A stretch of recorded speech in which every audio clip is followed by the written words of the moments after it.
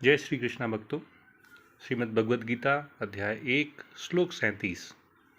यद्यप्येते न पश्यन्ति लोभोपहत चेतसाः कुलक्षयकृतं दोषं मित्रद्रोहे च पातकम्।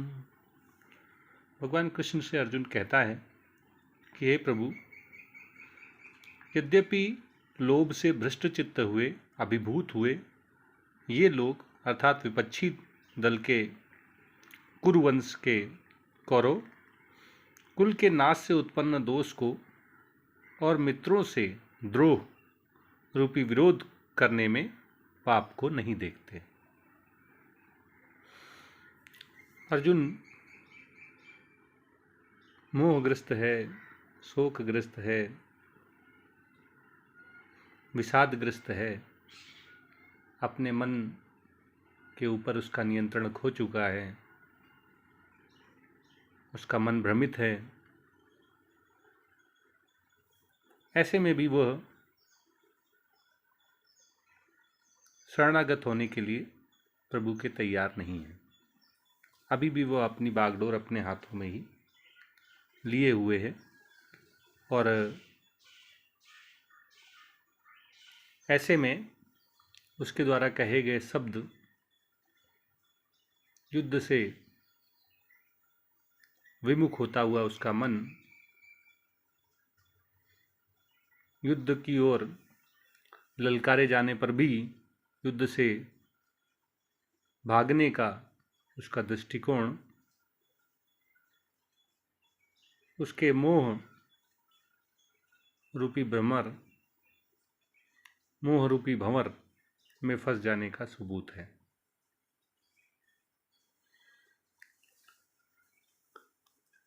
36वें श्लोक में उसने कहा था कि अपने ही लोगों को मारकर वो कैसे सुखी रह सकता है और अपने ही लोगों को मारकर उसे पाप चढ़ेगा। ऐसे में वह धृतराष्ट्र के पुत्रों और उनके बांधवों को मारने के लिए योग्य नहीं है।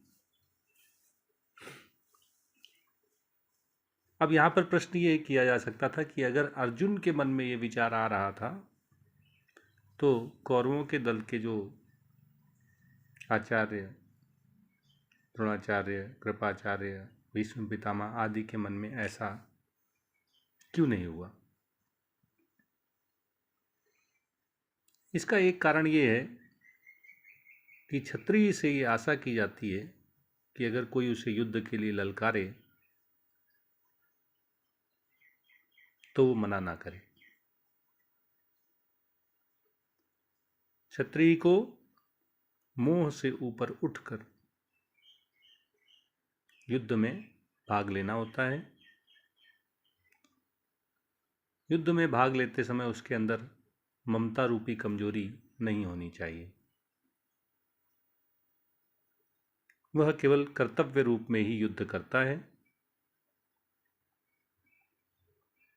और कर्तव्य रूप में किया गया कोई भी कर्म बंधनकारी नहीं होता है। इसीलिए क्षत्रिय को युद्ध में प्राप्त हुई वीर गति ब्राह्मण को आत्म साक्षात्कार के द्वारा प्राप्त की गई उपलब्धि के बराबर मानी जाती है। साथ ही एक रीजन ये भी है कि कौरवों की सेना जो कि दुर्योधन द्वारा एक राजा के रूप में महाभारत के युद्ध में झोंक दी गई है, उसके सभी योद्धा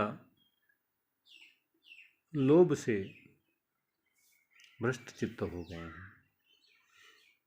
और जैसे मोह बंधनकारी है ऐसे ही लोभ भी बंधनकारी है।